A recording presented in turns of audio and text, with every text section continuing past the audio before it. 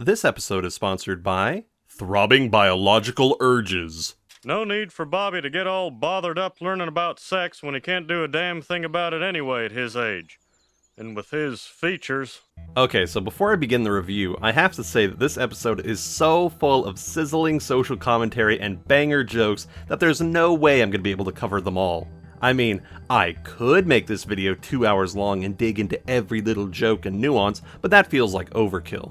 So even though I'm going to do my best here, please do yourself the favor of watching this episode for yourself, because it is honestly such a treat. The social commentary is so strong, and I think it does an excellent job of presenting how uncomfortable parents can be when it comes to sexual education. But I'm getting ahead of myself. Let's back it up and see how we go from this... Ooh, icy, hot. ...to this. Vagina! So if the pilot episode was Hank's highlight, this second one belongs entirely to Peggy Hill. She works as a substitute teacher at Bobby's school, and boy is she proud of it, as she should be. And for the record, I should mention that I have also worked as a substitute teacher over the past few years, which feels very strange to me to be able to say. I grew up watching King of the Hill and seeing the things that Peggy went through as a teacher, and then, before I knew it, I wound up walking a mile in her very large shoes. And honestly, as much as the show is linked to the discussion of propane and propane accessories and working class and, doing jobs with your hands, I think there's a lot of smaller career moments that are very relatable. And if you want to talk about relatable, this moment in particular may be relatable to you if you were a child that didn't know how to knock on your parents' bedroom door. Just close your eyes and let the repressed memories flow back. All right. Okay. Hey. Peggy, not in front of the B.O.Y. Suspicious games of leapfrog aside, Bobby comes in and presents his parents with a permission slip he needs to get signed from his school. Alrighty. What's it for, son? Contact football? No, you're not old enough for that. Ringworm test? What? Sexual education? Can I just say that I love Hank's outrage shouting throughout the show? It's so good. Mike Judge does an amazing job with this voice. It lands so damn well every time. There's just something about the, well, I never bluster of his voice that just tickles me so. What? Sexual education? Washington? Where'd you get this? What in the hell? Bobby, go to your room. That is the inside of a womb.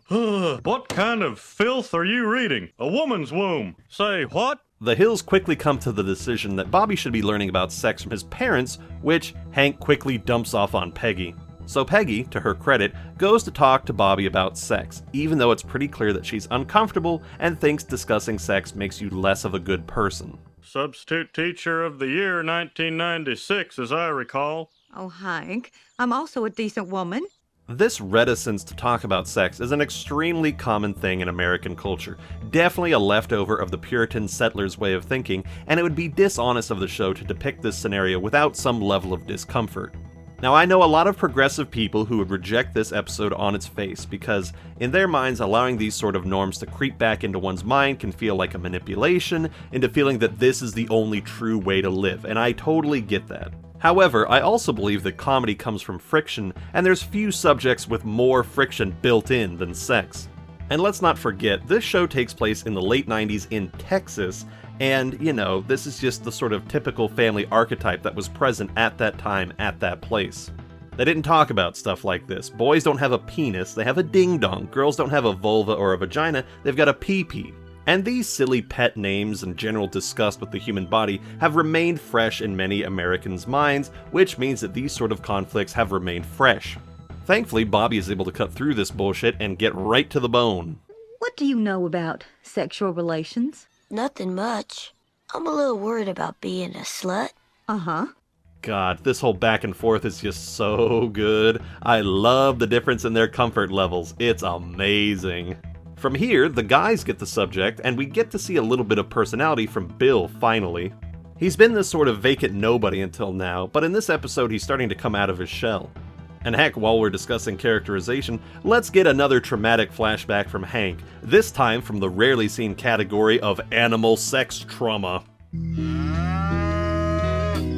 Yeehaw! Hey, what you crying for, boy? It's a good show. This is a damn good show. Yeah. That's also how he taught me about paying taxes.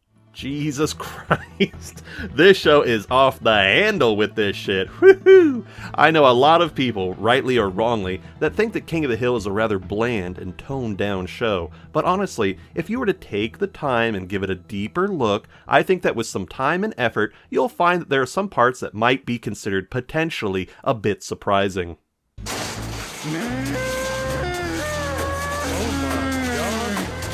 After suffering through the trauma of animal sex machines, which is a sentence I really didn't want to have to say today, we get to see another side of this debate, the crazy side. Dale, in his eternal wisdom, begins making death threats to the sex ed teacher, causing her to quit her job.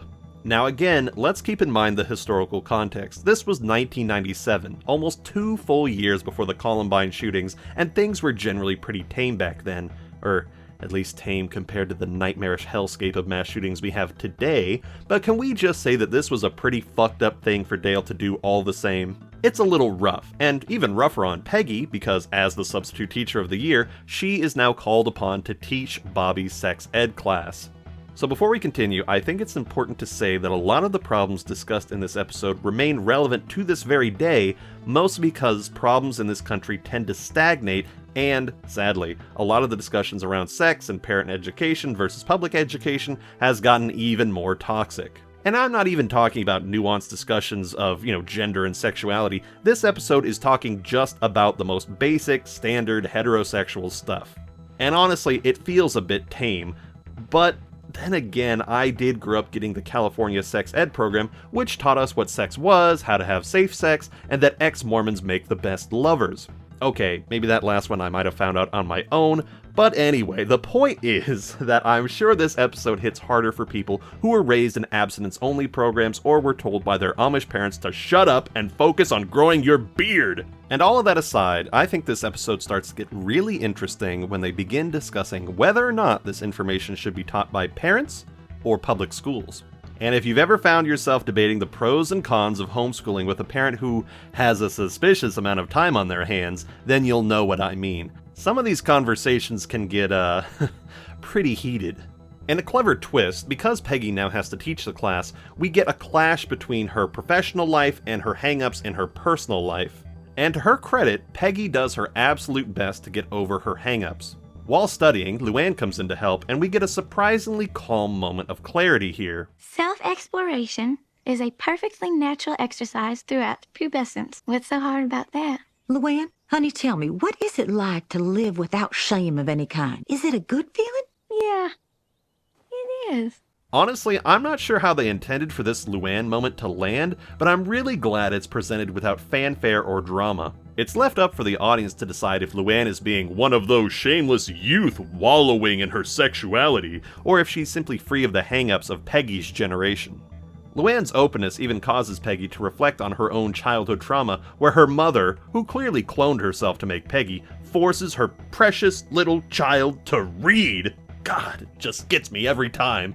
And being forced to read definitely causes some issues for Peggy. I never even kissed a boy until I was 20. Of course, he's dead now. From here, the show rolls around a bit in the awkwardness of having Peggy be the sex ed teacher, with Hank's friends being, let's call it cautiously supportive. You'll be married to a woman who knows everything about sex. Now, I've never been with a woman like that, except, of course, a bar girl. Of course, I don't mean that Peggy's a bar girl or nothing like that. I mean, she just knows, what a bar girl knows.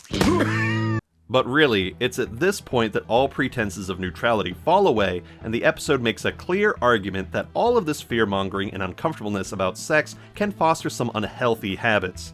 I mean, I hope this isn't too graphic here, but just listen to what this lady at the baseball game has to say about her horrific sex life. When my husband would crawl all over me at night and do his business, well, I would just close my eyes and think of them pretty flowers. Fucking hell, I mean, it doesn't get much darker than that, right? Referring to someone having sex with you as them doing their business in the same way that a cat does its business in a litter box might be the most horrible thing I've heard all day.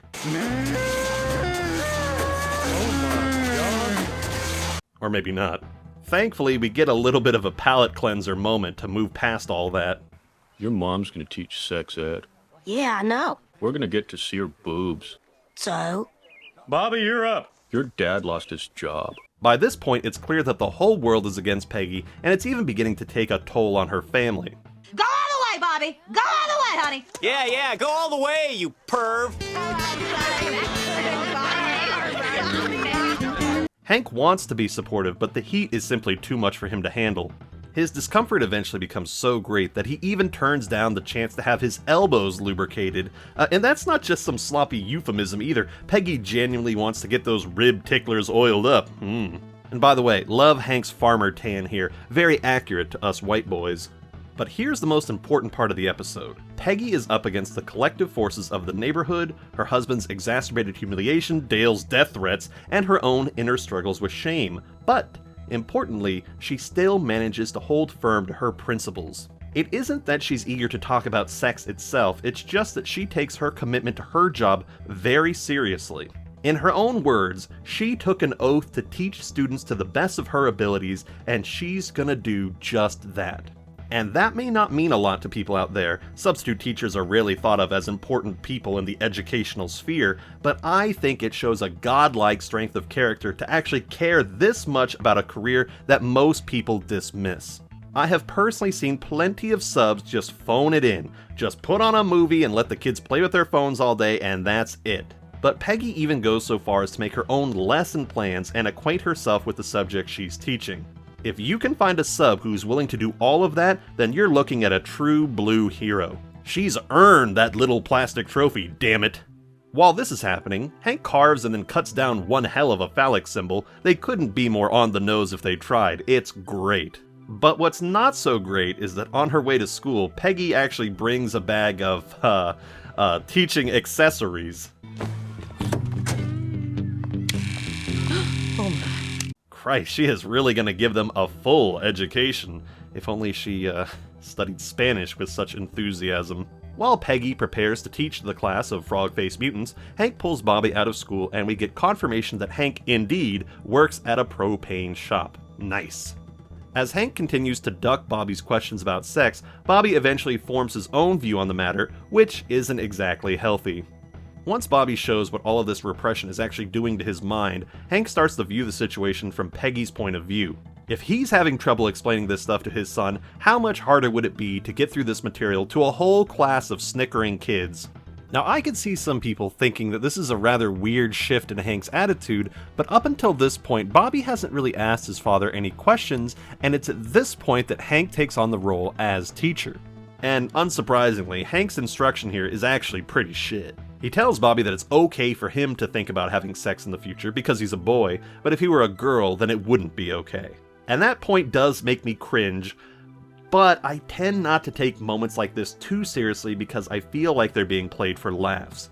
Of course, if someone had come up to me and said that to me in real life, earnestly, then I'd be quite taken aback, and, you know, it would be like a whole thing like, whoa, okay, there's some big issues going on here. But it's hard to get up on a soapbox and start lecturing about the nuances of this subject when it's clearly being played for laughs. You know, this is a layered comedy with a lot of things going on. Like, do I really need to say what's wrong with the idea that only guys are allowed to have sex? It's that whole, you know, when he does it, he's a player, when she does it, she's a hoe kind of thing, which is just so exhausting and so just like, aren't we over this already? And while I would be happy to break down the problems with this, you know, sexist attitude, I don't want to beat this subject over the head with my take when the show itself seems to be handling this with a whole tongue-in-cheek attitude. You know, if the show were trying to make this the moral center of the show, I'd be ripping it apart.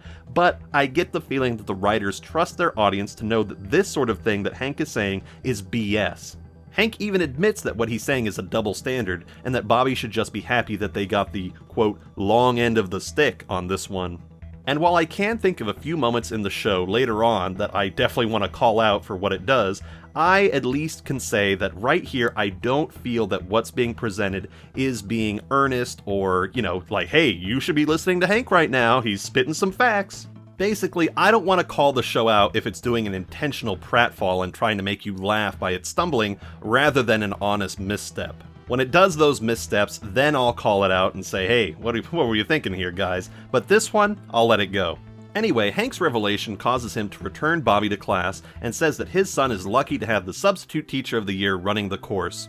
But even better, there's a second twist to the situation where it turns out that none of the other kids in the class got permission from their parents to get in the class, creating a situation where Bobby gets to learn from his parent and the school about sex. It's such a brilliant little flair, and I think that most shows would have been content just to have it end with the happy, hey, here's the heartwarming thing where Hank does let his son go to the class, and that would have been it, but I'm so glad they added in that extra layer. It's extra little things like that that make King of the Hill so special, and I'm very glad to see it happen. And in the end, Hank shows that there's no ill will lingering over things, and praises Peggy on her smooth elbows. They end up falling down in the living room, where they presumably have sex while Dale leaves a threatening voicemail on their phone. Just like God intended. Are you okay? Uh-huh. Well, as long as we're down here.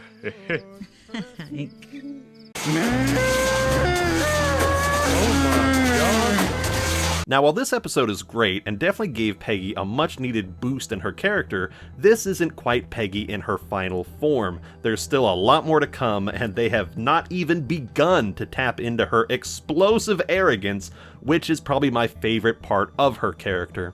And here's a little disclaimer, I'll probably be saying some variation of this throughout the series, but I just can't bring myself to hate Peggy even when she's at her worst. Don't get me wrong, I wouldn't want to meet a person like her in real life, but for the purposes of comedy and drama, I couldn't ask for a better person. Of course, like with any character, there are depictions that I prefer over others, and this episode has showed Peggy at the height of her moral best. Or, I guess if you want to put it in a way where if you're a giant nerd whose only friends are the army of soda cans near your computer, then you would call this the lawful good version of Peggy. The pilot was certainly her at her true neutral, and I am greatly looking forward to seeing her fall into the chaotic alignment.